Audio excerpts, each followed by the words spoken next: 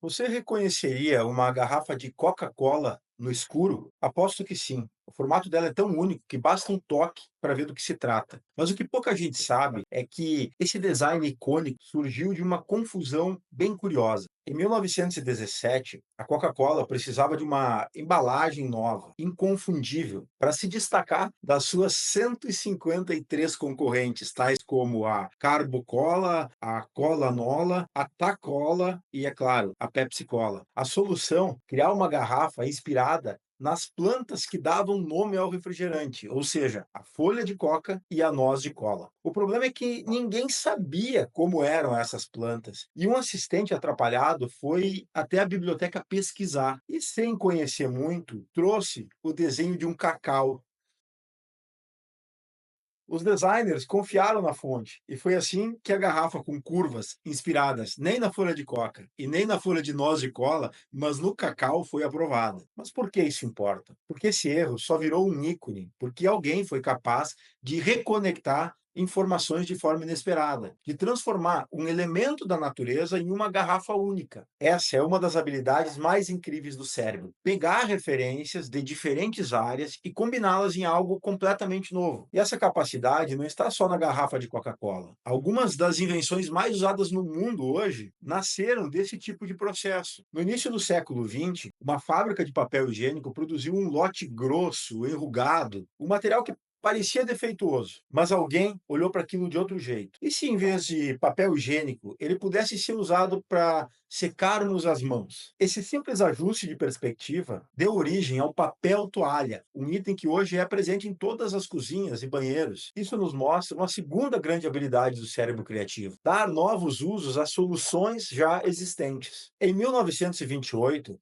Alexander Fleming voltou das férias e percebeu que algumas das placas de cultura no seu laboratório estavam cobertas de mofo. Mas, em vez de descartá-las, ele notou algo em comum. Onde havia mofo, as bactérias não estavam mais ali, estavam mortas. A maioria das pessoas veria aquele mofo como sujeira, mas Fleming fez algo diferente. Conectou um fungo ao combate de infecções. Foi assim que nasceu a penicilina, o primeiro antibiótico do mundo, revolucionando a medicina da época. Mas o que essas histórias têm em comum? Nenhuma dessas descobertas foi realmente um acaso. Elas são exemplos de como o cérebro humano é treinado para identificar padrões, conectar ideias improváveis e enxergar utilidade onde ninguém mais vê. Mas como isso funciona na prática? A ciência já mapeou alguns dos processos cerebrais por trás da criatividade. E é aqui que fica ainda mais interessante. No livro Como o Cérebro Cria: O Poder da Criatividade Humana para Transformar o Mundo, o neurocientista David Eggman se uniu com o compositor Anthony Brand para explicar que a criatividade não é um dom mágico, mas sim uma habilidade que pode ser desenvolvida. Eles mostram que o cérebro humano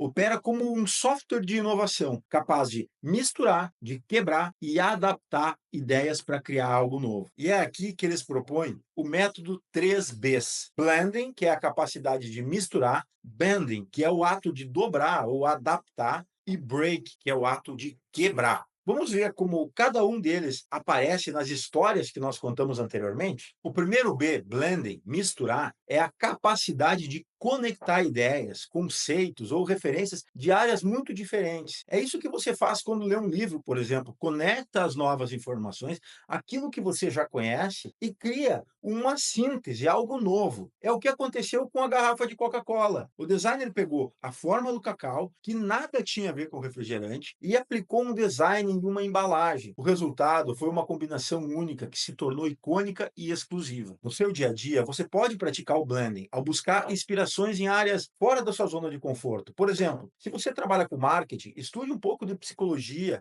de design, de filosofia. Essas conexões inesperadas vão gerar insights incríveis. E o segundo B, o bending, de dobrar. Bom, dobrar é a habilidade de adaptar, de aprimorar ideias ou soluções que já existem, colocar uma nova perspectiva sobre essas ideias. Foi o que o Alexander Fleming fez ao descobrir a penicilina. Ele pegou um problema, o mofo, no laboratório, e o transformou em uma solução revolucionária, o primeiro antibiótico. O desenvolvimento do avião por Santos Dumont, por exemplo, envolveu diversas adaptações de conceitos já existentes, como o estudo do voo dos pássaros, os princípios dos planadores. Ninguém criou o voo do zero, mas conhecimentos anteriores foram dobrados e aprimorado. No seu cotidiano, o Ben pode ser aplicado ao dar novos usos às ferramentas, aos processos ou até mesmo às habilidades que você já tem. Por exemplo, uma técnica que você utiliza em vendas pode ser adaptada para melhorar a comunicação com a sua equipe. E o último B, o break, ou quebrar,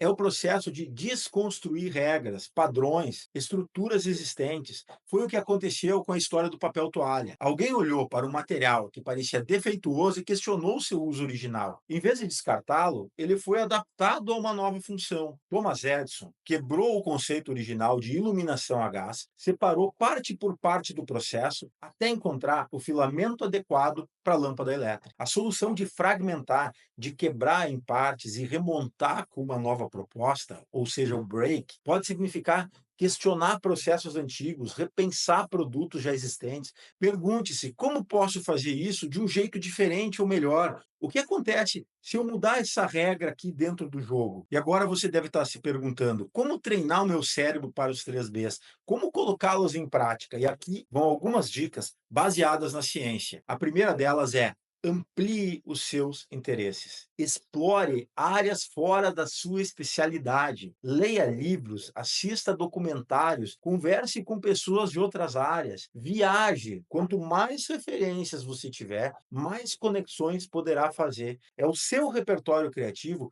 encontrando mais alternativas fora daquilo que já é o óbvio. E por falar em óbvio, a segunda dica é: questione sempre o óbvio. Não aceite as coisas como elas são. Pergunte-se: por que isso funciona assim? Ou o que aconteceria se eu mudasse aquilo? A terceira dica é: relaxe e divague. Momentos de ócio são essenciais para a criatividade. Quando você relaxa, toma um banho ou simplesmente sai para uma caminhada, o seu cérebro continua trabalhando nos bastidores, conectando ideias de forma inconsciente. Nesses momentos é que costumam surgir aqueles famosos insights. Contam que Steve Jobs gostava muito de caminhar, fazia inclusive reuniões passeando pelo parque. Foi dessa mente genial que surgiu a ideia do iPhone. Então, a criatividade não é um dom exclusivo de gênios ou artistas. Ela é uma habilidade que pode ser desenvolvida por qualquer pessoa, desde que você entenda como o cérebro funciona e pratique a técnica dos 3Bs. E aí, qual das histórias mais te surpreendeu? Deixe aqui nos comentários. E se você gostou do conteúdo, já sabe, curte o vídeo, se inscreve no canal e ativa os sininhos para mais insights sobre criatividade, persuasão e comportamento humano. Até mais!